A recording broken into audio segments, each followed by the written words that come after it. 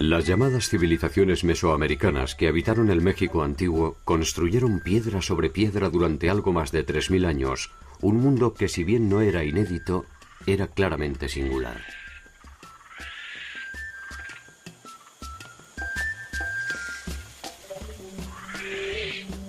Ir en busca de esa singularidad es ingresar en un territorio que trasciende la construcción monumental que les ha dado fama.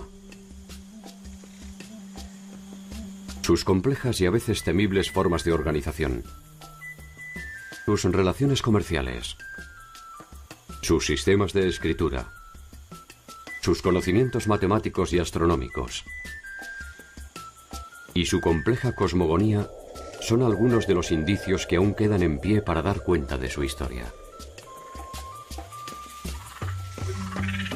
Olmecas, teotihuacanos, zapotecas y los célebres mexicas o aztecas poblaron a lo largo de esos 3 milenios vastas regiones del México antiguo. Para entender la dimensión de ese pasado remoto, se hace necesario reconstruir un presente constante. El de los grandes pueblos de Mesoamérica.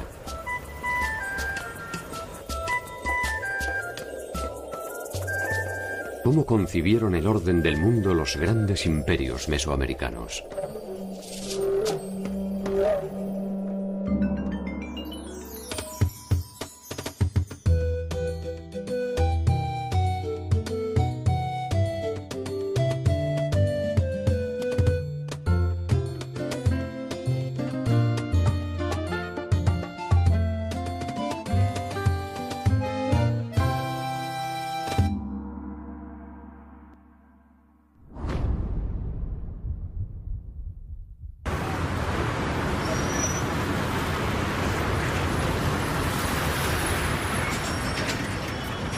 Desde su fundación hasta nuestros días, la Ciudad de México siempre ha estado habitada.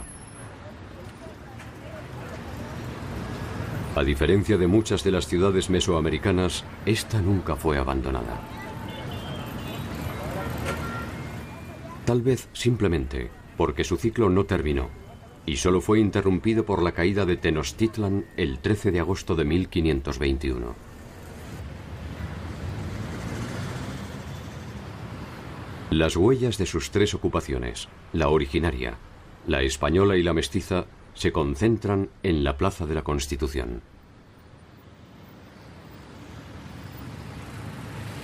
A escasos metros de la plaza, honrando quizás las casualidades o los designios, se encontró también un 13 de agosto, pero de 1790, una escultura monumental representando a Coatlicue, la madre de todos los dioses mexicas.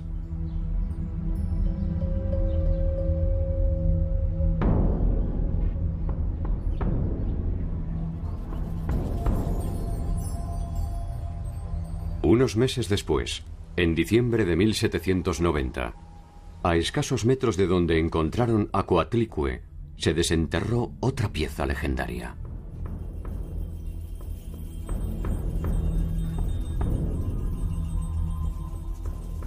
La Piedra del Sol. El pueblo mexica, en menos de 200 años, construyó uno de los imperios más vastos del territorio mesoamericano. Para lograr esta hazaña, justificaron sus acciones declarándose el pueblo del sol. Su misión en este mundo era alimentar al sol con corazones.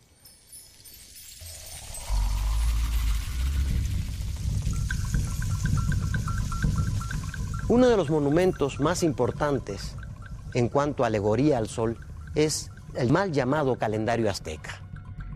En realidad, este nombre se le puso en el siglo XVIII, cuando fue descubierto en la Plaza Mayor de México, Tenochtitlan.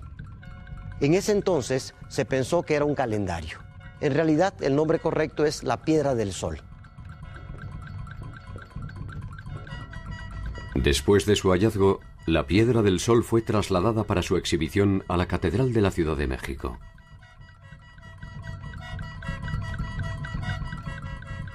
Coatlicue, en cambio, es confinada al poco tiempo al patio de la Real Universidad.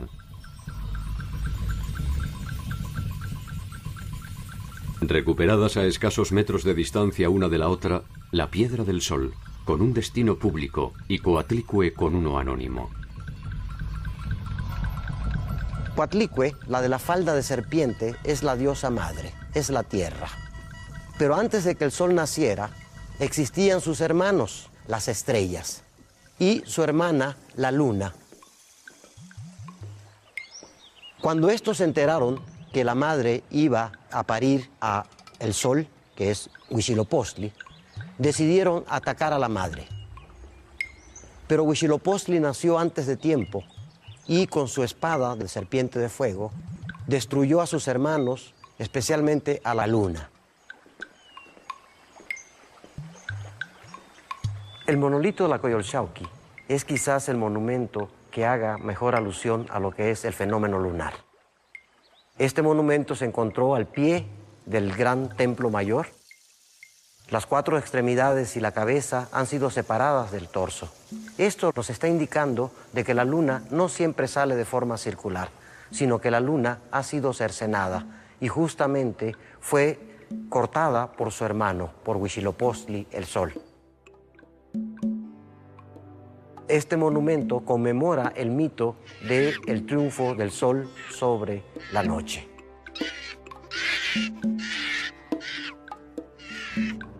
Huitzilopochtli es entonces el numen del pueblo mexica.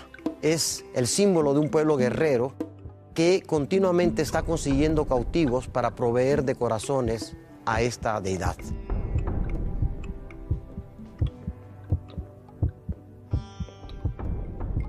La exhibición de la Piedra del Sol, según narran los cronistas, intentaba demostrar a los enemigos de España, fundamentalmente a Francia y a Inglaterra, que la conquista de América no se había realizado sobre un pueblo ignorante, sino sobre una civilización con ciencia y conocimiento.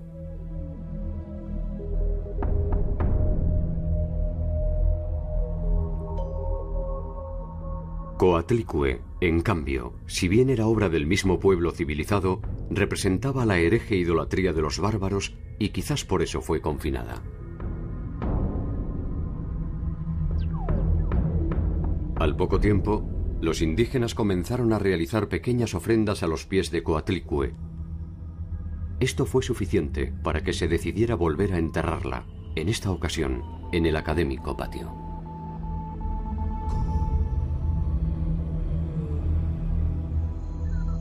Coatlicue volverá brevemente a ver el sol a principios de 1800, cuando Alexander Humboldt pide a las autoridades que le permitan estudiarla.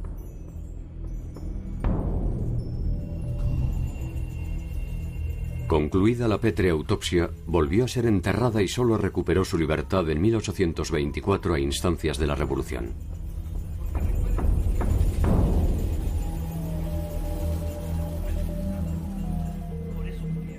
Hoy convive con la Piedra del Sol en el Museo Nacional de Antropología.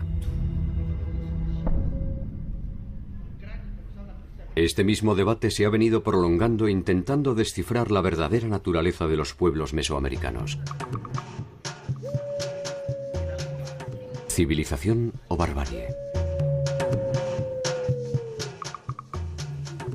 Según quien intente narrar esta historia, sus bellos palacios serán obras de infraestructuras o satánicos antros de idolatría. La luz y la oscuridad. La vida y la muerte. El saber y la ignorancia.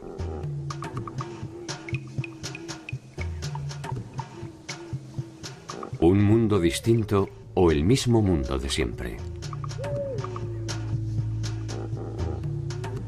Estas son algunas de las contradicciones que pueden empezar a contestarse a partir del conocimiento del pasado mesoamericano.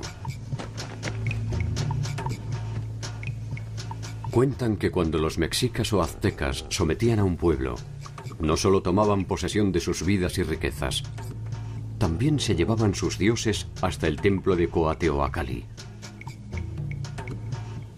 Allí ponían en sacro cautiverio las representaciones de estos dioses.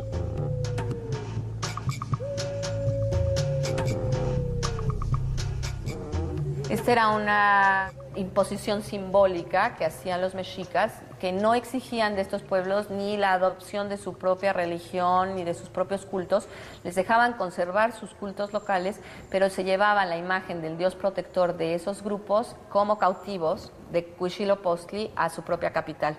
En este sentido, simbólicamente, los pueblos se sentían desprotegidos o sentían que si el dios de los aztecas había conquistado a los suyos, ellos de alguna manera estaban en una situación de inferioridad para rebelarse frente a los conquistadores.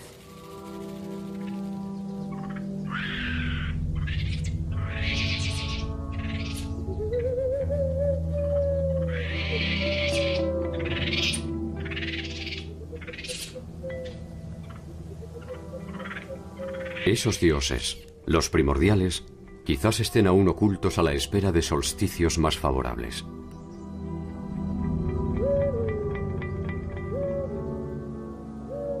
No sabemos si volverán, ni si estarán con nosotros cuando lleguemos al final del camino.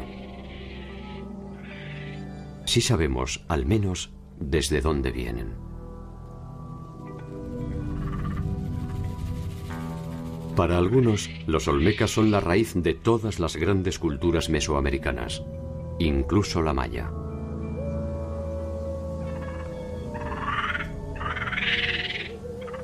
Para otros, apenas un conjunto de relaciones entre grupos pares que no necesariamente constituyen una unidad política.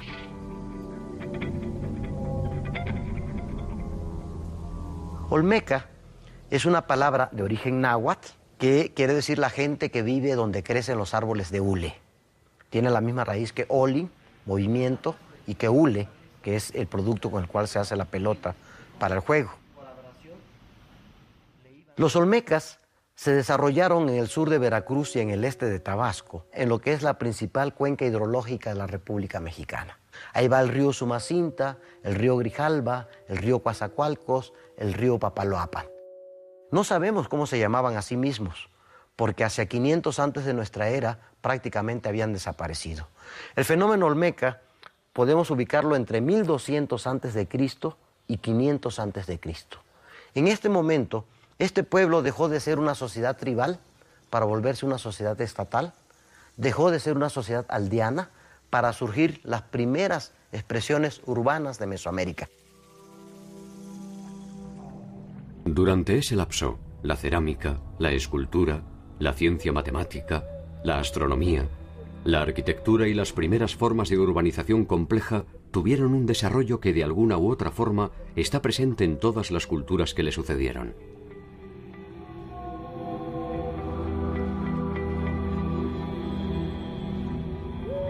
De sus producciones artísticas podemos inferir el carácter sagrado de su autoridad política y su fuerte estratificación social. Sus trabajos sobre piedra son de una calidad formal sorprendente, con un excelente acabado y una preocupación exhaustiva por la representación del movimiento.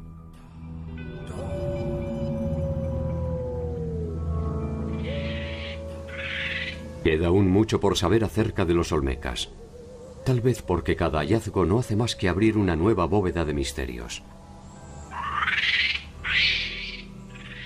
Uno de ellos, quizás el más descomunal, es el de las cabezas colosales.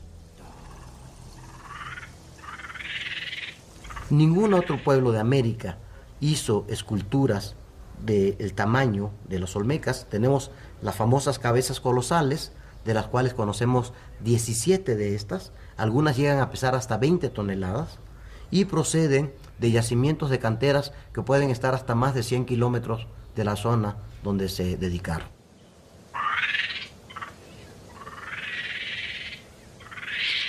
Son ellos los primeros en adelantarse a su propio tiempo.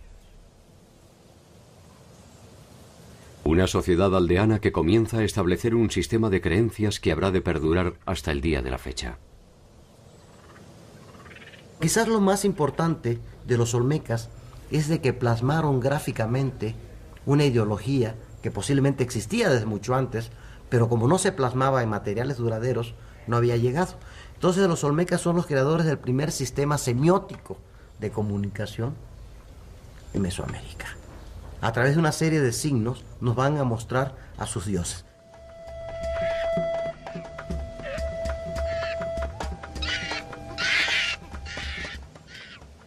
Sus memorias de piedra guardan los secretos del significado y los motivos de su realización.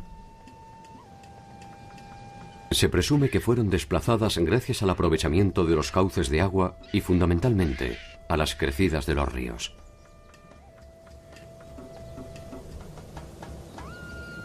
Cada emplazamiento comprometía una compleja organización estatal. Los personajes representados también han dado lugar a muchas interpretaciones. Gobernantes, guerreros, jugadores de pelota que fueron sacrificados e incluso dioses.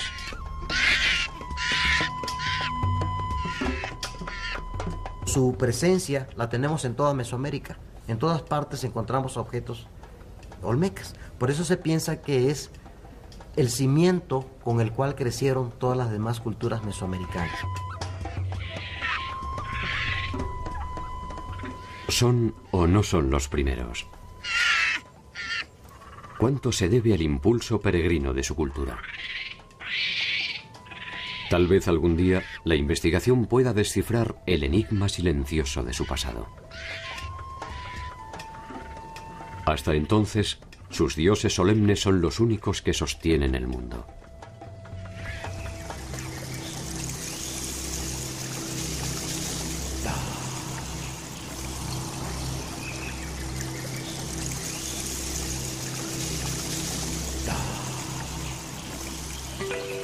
Para los mesoamericanos el mundo se había destruido 4 veces antes del tiempo presente. Cada una de estas eras históricas estaba identificada con el nombre de un sol. El quinto de estos soles es el que todavía nos ilumina. Y fue puesto en marcha por el mismísimo dios Quetzalcóatl en la ciudad de Teotihuacán, que es, según estas creencias, la madre de nuestro propio tiempo. La Cuenca de México era un lugar de ocupación humana desde épocas muy remotas, antes de la llegada de los aztecas y de los grupos que se asentarían después y se desarrollarían en esta zona. Había sido escogida por los primeros grupos agrícolas aldeanos de Mesoamérica de la zona central por la riqueza de sus suelos. Muchos de estos grupos campesinos, presionados por la densidad demográfica en la parte sur del valle, salieron de la cuenca y ocuparon el valle anexo, que fue Teotihuacán, y se dio el desarrollo de esta gran civilización teotihuacana en el periodo clásico.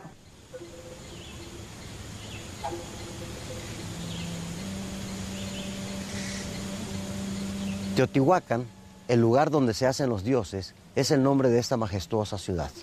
Su extensión de más de 22 kilómetros cuadrados estaba orientada en torno a un eje que los mexicas llamaron la Calzada de los Muertos.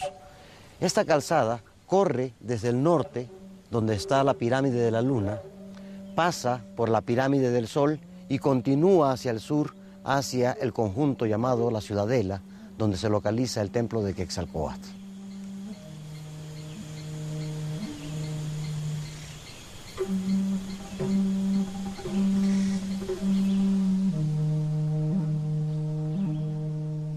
El templo de Quetzalcóatl es una estructura construida bajo los patrones clásicos de la arquitectura teotihuacana. Fue descubierto en los años 40 en perfecto estado de conservación, gracias a que sobre él los teotihuacanos habían construido otro templo.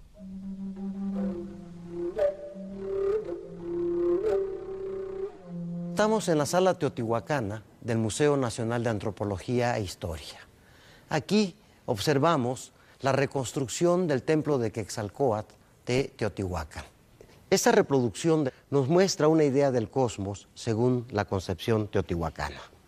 Vemos aquí un ambiente acuático, a pesar de que Teotihuacán está a más de 300 kilómetros en líneas rectas del mar, lo cual nos indica que no es un retrato del mar en su forma natural, sino que se trata del océano primordial, el mar primigenio donde fue creada la tierra.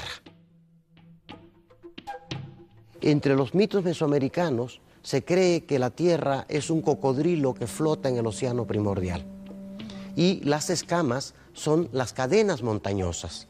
De ahí que este ser que está cargando la serpiente sea la tierra flotando en el océano primordial, pero flota gracias a que es sostenido por el cuerpo de la serpiente. La serpiente muestra el cuerpo de perfil, pero la cabeza de frente. Vemos cómo a través de este movimiento la cabeza gira 180 grados y sale de frente.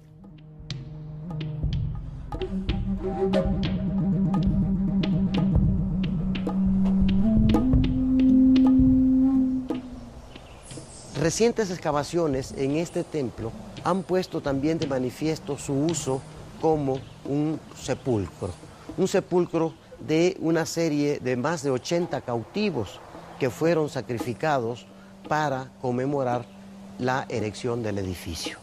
Algunos de ellos están con los brazos atados en la parte posterior y llevan objetos de jade que muchas veces proceden del área maya, por lo que se piensa que sean cautivos que fueron traídos hasta Teotihuacán y sacrificados para la dedicación de este templo.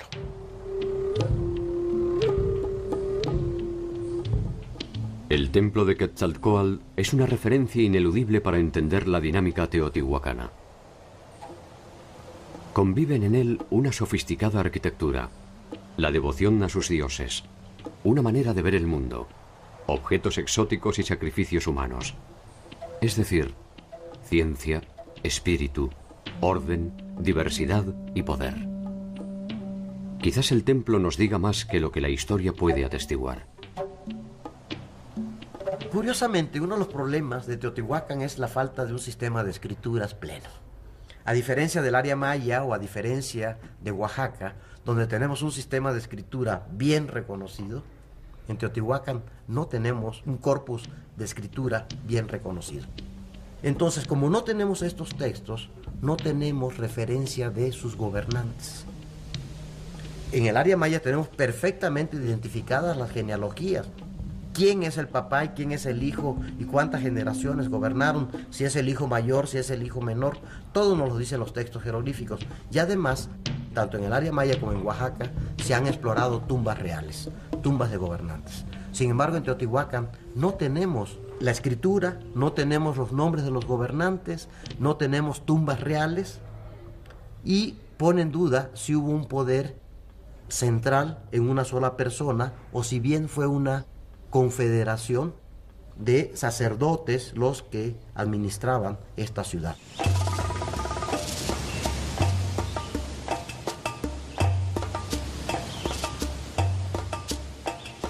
Teotihuacán alcanza su esplendor entre el siglo V y VII después de Cristo.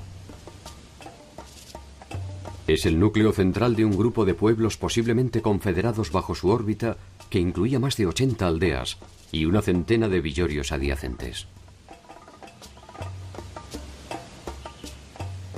Alrededor de un 60% de la población estaba dedicada a la producción de alimentos mediante la agricultura.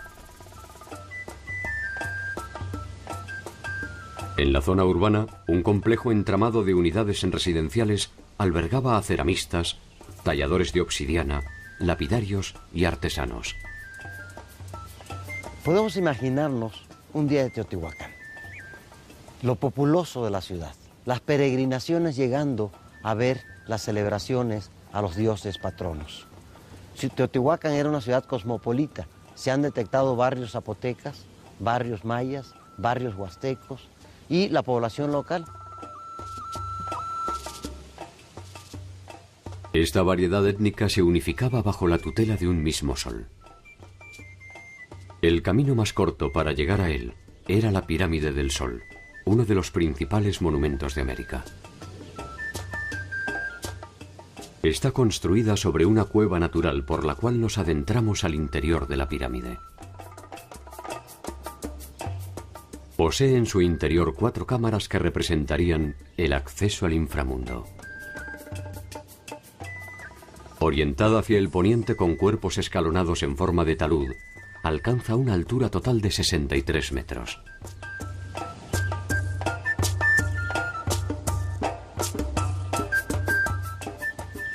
La pirámide de la Luna, a espaldas del Cerro Gordo, es el eje sobre el cual se trazó la calzada de los muertos. Los mexicas la llamaron así porque Teotihuacán funcionó como un sitio sagrado donde los pueblos que le sucedieron a su abandono enterraban a sus muertos. Como toda ciudad era una plancha de concreto. No habían árboles en torno a la ciudad, porque tenemos que pensar en los campos de cultivos, pero también tenemos que pensar en la cantidad de madera y de leña que se necesitó para estas construcciones. Eso provocó una gran desforestación y posiblemente sea una de las causas, no es la única, pero sí sea una de las causas del abandono de Teotihuacán.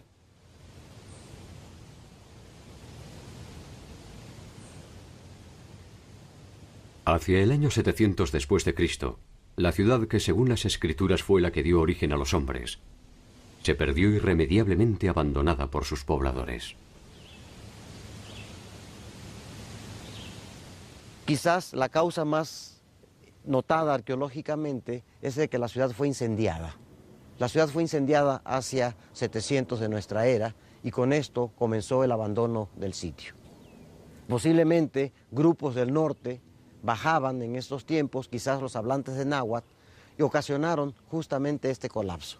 Pero también debieron haber sido causas externas, como el cierre de las rutas de comercio que controlaban pueblos aliados a Teotihuacán, que poco a poco se fueron apropiando del control de las rutas que antes Teotihuacán dominaba.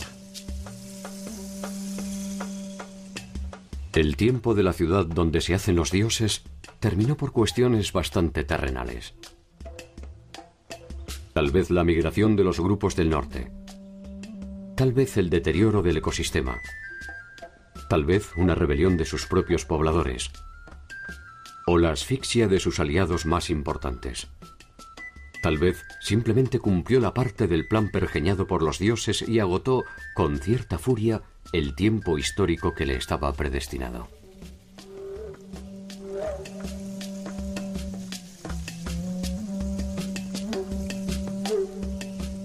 Uno de los tantos barrios teotihuacanos era de origen zapoteca.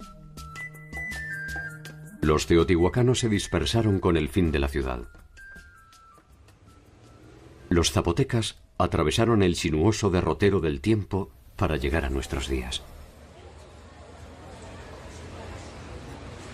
El ser zapoteca en Oaxaca es muy importante. Es el grupo indígena más numeroso. Estamos hablando de más de 400,000 hablantes de zapoteca en la actualidad, con una distribución muy amplia en el estado.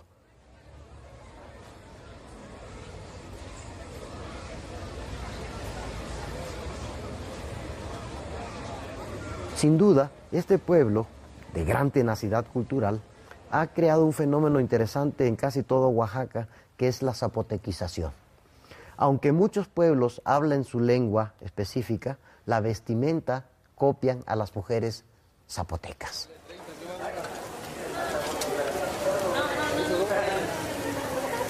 Entonces, los legados culturales de los zapotecas van desde los de la época prehispánica, donde algunos investigadores piensan que el origen del calendario, el origen de la escritura mesoamericana se desarrolla en Monte Albán, hasta la presencia actual en Oaxaca del grupo zapoteca.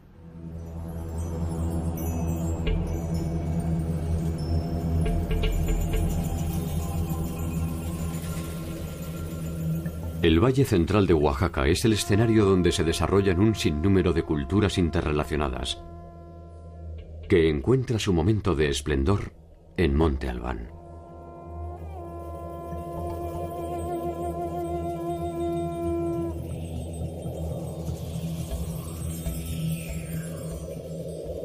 Monte Albán fue el centro urbano más importante de la cultura zapoteca.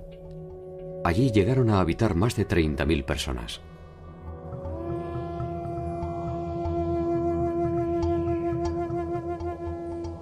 Tuvieron un importante desarrollo de la industria cerámica, una consistente utilización de la escritura jeroglífica y numeral, amplios conocimientos astronómicos y, por lo que se supone, una tradición guerrera y combativa que según algunos los llevó a su declive hacia el 800 de nuestra era, cuando comenzaron a articularse con las culturas mixtecas.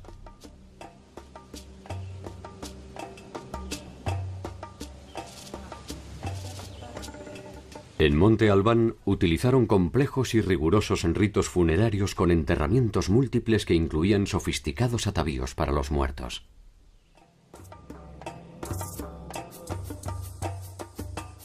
Entre ellos, el pectoral de jade, que representa al dios murciélago construido con piezas de jade finamente pulidas y engarzadas. Y lo interesante de esta pieza es que representa al murciélago. En Mesoamérica, los murciélagos, igual que en otras partes del mundo, están asociados con el inframundo. ¿Sí? Son comunicadores, por ser animales nocturnos, son comunicadores del mundo de los muertos.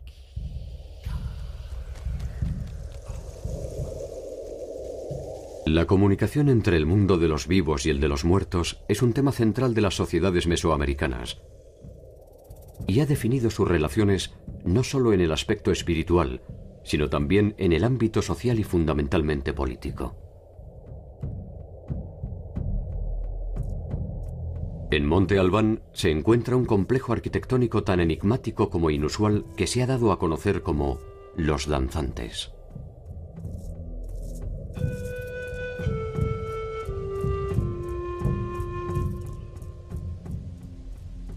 Se trata de más de 300 lápidas talladas sobre piedra que revisten un edificio con representaciones de personajes en distintas posiciones.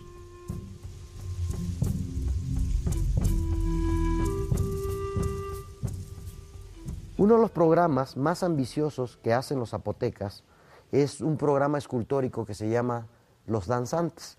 Mal llamados Los Danzantes porque realmente no son danzantes, se les llama danzantes porque tienen siempre posiciones contorsionadas, pero la verdad que ahora se ha interpretado más bien como una galería de cautivos.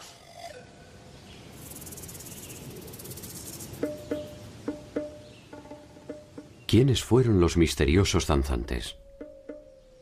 ¿Qué idea representan? ¿Por qué motivos fueron ubicados estratégicamente al pie del templo? Las respuestas a estas preguntas nos permiten avanzar sobre un retrato del verdadero poder de Monte Albán.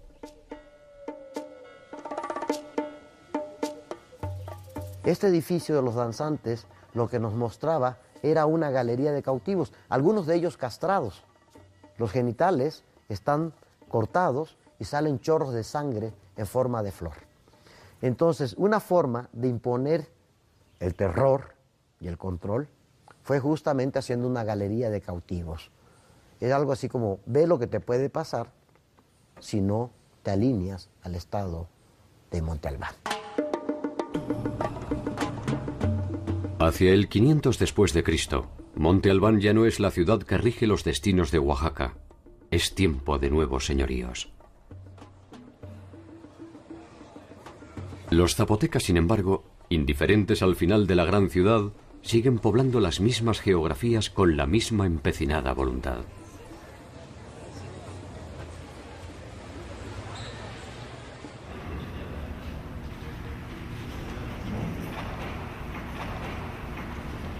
Los pueblos de Mesoamérica organizaron el cosmos al igual que el resto de los pueblos del mundo, en torno a un eje vertical que incluye el inframundo, el mundo de los muertos, el plano terrenal donde interactúan los humanos y el plano celestial donde viven los astros.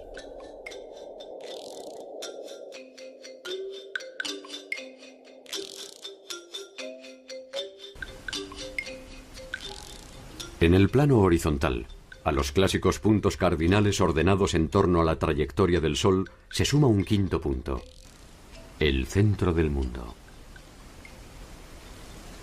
En esta parte del centro se yergue el Axis Mundis, el árbol cósmico, el árbol de la vida, cuyas raíces van al inframundo, pero cuyas ramas van hacia el cielo.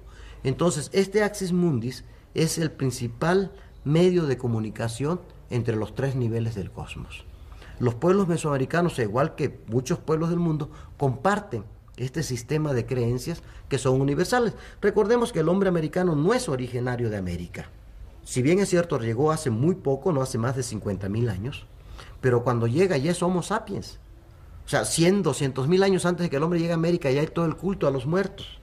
Entonces vamos a encontrar similitudes en los cultos funerarios mesoamericanos, y los peruanos y los egipcios y los africanos y los chinos y los europeos, o sea, porque es una cosa que comparte toda la humanidad.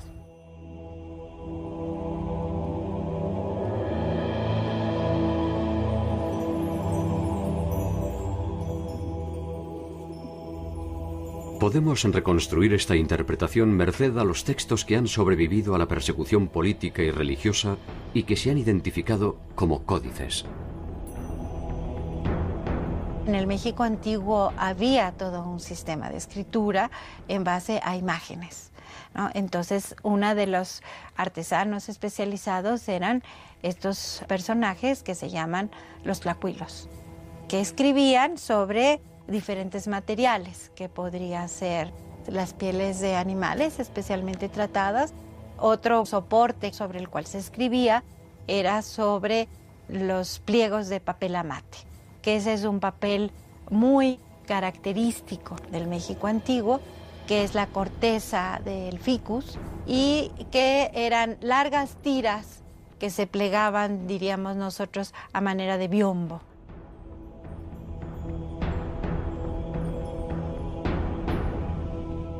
Los códices tienen contenido de distinta naturaleza. Hay códices completamente históricos, hay códices genealógicos, hay códices astronómicos. Por ejemplo, los 3 que conservamos del área maya contienen tablas de eclipses, presagios acerca del destino de los días, etc.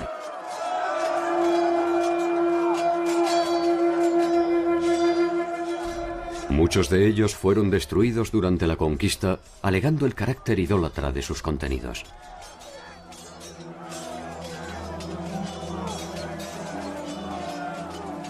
Los pocos que sobrevivieron, en su mayoría, están archivados fuera del territorio mexicano.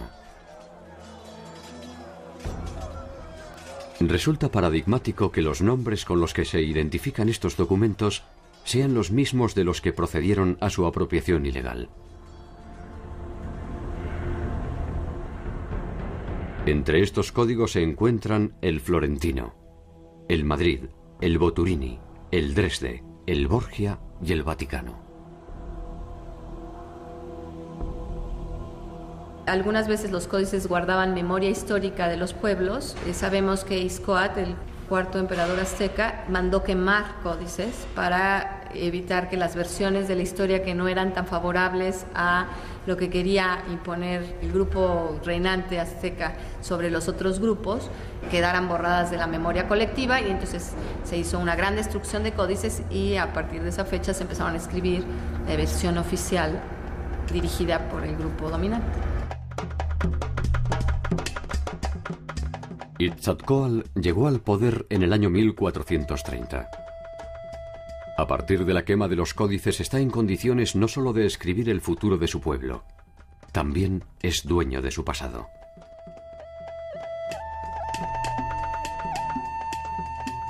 Esta aberración totalitaria es la que da origen a uno de los más célebres textos de la cultura azteca: la tira de la peregrinación. 188 años de historia mexica es la que contiene la tira de la peregrinación, conocida también como Códice Boturini. En él se narra la partida de los mexicas desde Aztlán, cuando aún eran vasallos, para seguir a su dios tutelar Huitzilopochtli en busca de la tierra prometida.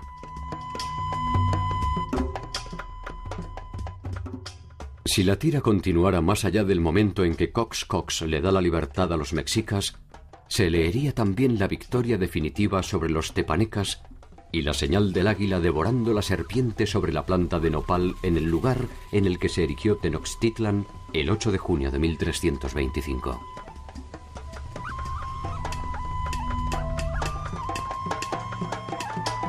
La ciudad de Tenochtitlan llegó a ser una de las maravillas del Nuevo Mundo. Se calcula que llegó a tener entre 150 y 200 mil habitantes. La ciudad fue construida sobre la base del islote, pero el islote resultó insuficiente para el crecimiento poblacional que llegaron a tener, y sobre todo para ser la capital de un gran imperio que se extendía por muchísimas regiones de Mesoamérica, y entonces le fueron ganando tierra al lago.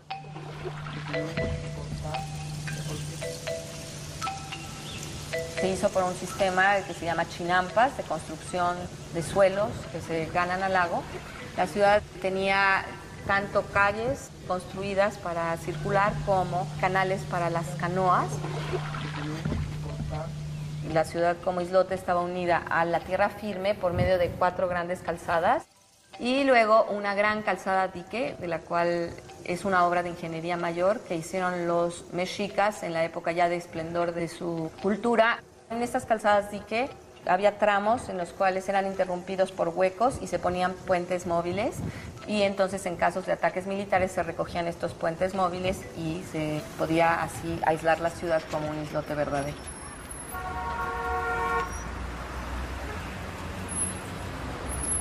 El centro de la ciudad concentraba el poder político y religioso en uno de sus edificios emblemáticos, el Templo Mayor. El Templo Mayor es el corazón de la ciudad.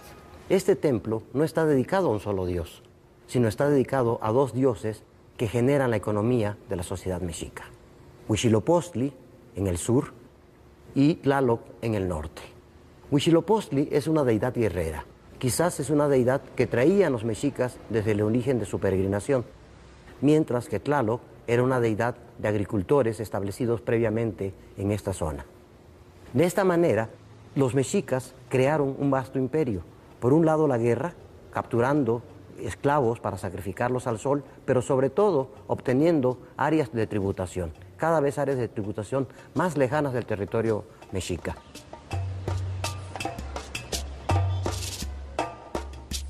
La grandeza de Tenochtitlan, su imponente aparato militar y la convicción de sus gobernantes a propósito de su destino no tardaron en llevar a la ciudad a un liderazgo regional que se consolidó mediante la formalización de lo que se conoce como la Triple Alianza. Esta unió a los reinos de Tenochtitlan, Texcoco y Tlacopan en un entramado de intercambio de derechos, tributos y territorios que resultó siempre más favorable a Tenochtitlan.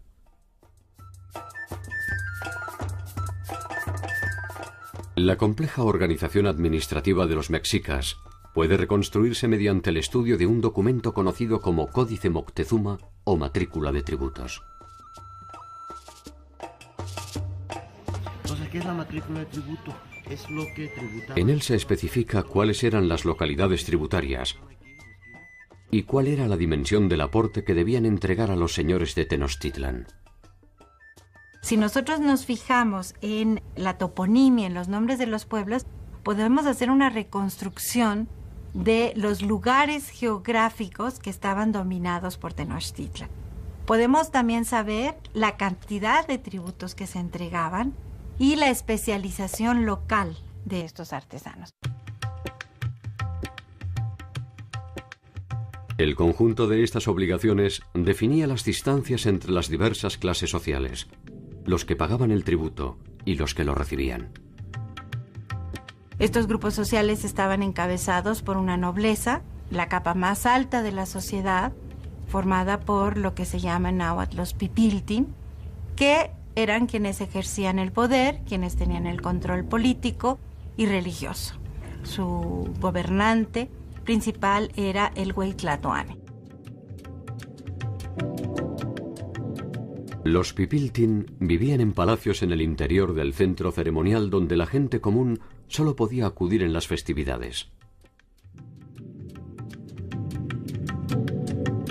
Después estaba un grupo mucho mayor que eran los macehualtin o macehuales.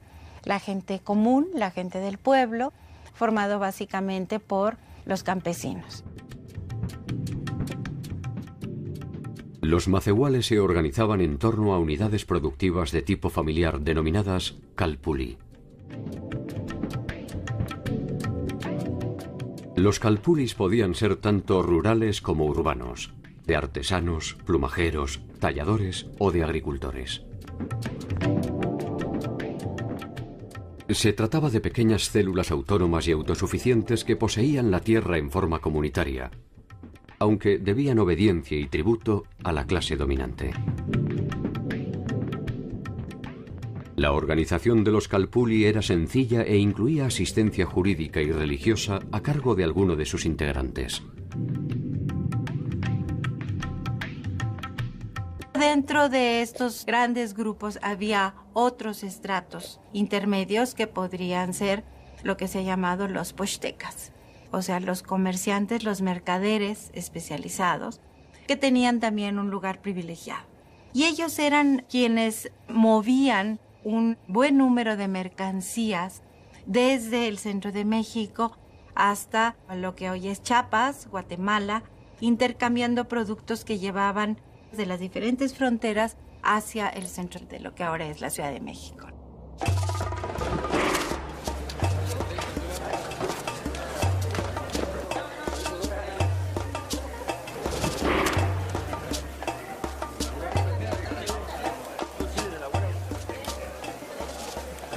El mercado fue una de las instituciones centrales del mundo mesoamericano.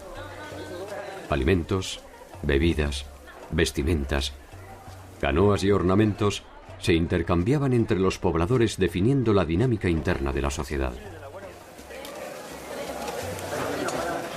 Se dice que el mercado de Tlatelolco podría albergar varias decenas de miles de comerciantes y que el bullicio de su actividad podía ser ensordecedor. Esta actividad, como todas las que se realizaban en Tenochtitlan, estaba regulada por el Estado, que fijaba los términos de los intercambios. Las travesías que hacían estos especialistas sí eran atacados en los caminos que recorrían por algún señor local. Esto implicaba definitivamente una declaración de guerra.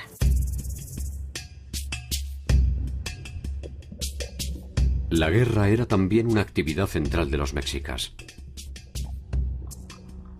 No solo desde el punto de vista estratégico y político, sino porque a partir de ella se obtenían los prisioneros que iban a ser sacrificados para mantener al sol en constante movimiento.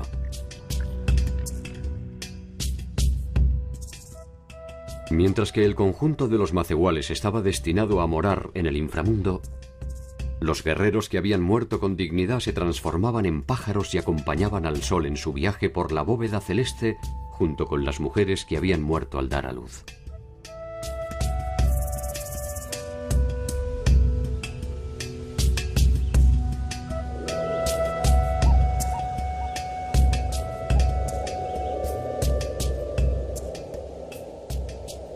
La importancia de la muerte y las circunstancias en las que ésta se producía ha dado origen a un sinnúmero de interpretaciones acerca de las características de la sociedad mesoamericana.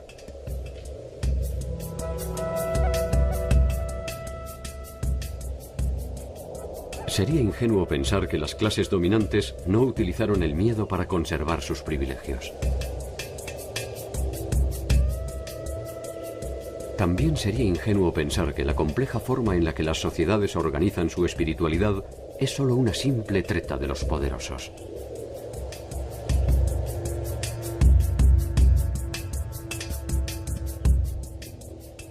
El inventario de atrocidades de la especie humana no ha dejado de perseguirnos hasta el día de la fecha. La maravilla de sus obras, tampoco.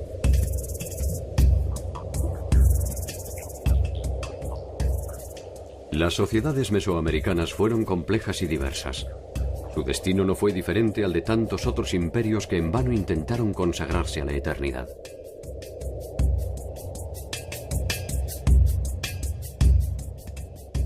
La Piedra del Sol y Coatlicue felizmente están desenterradas.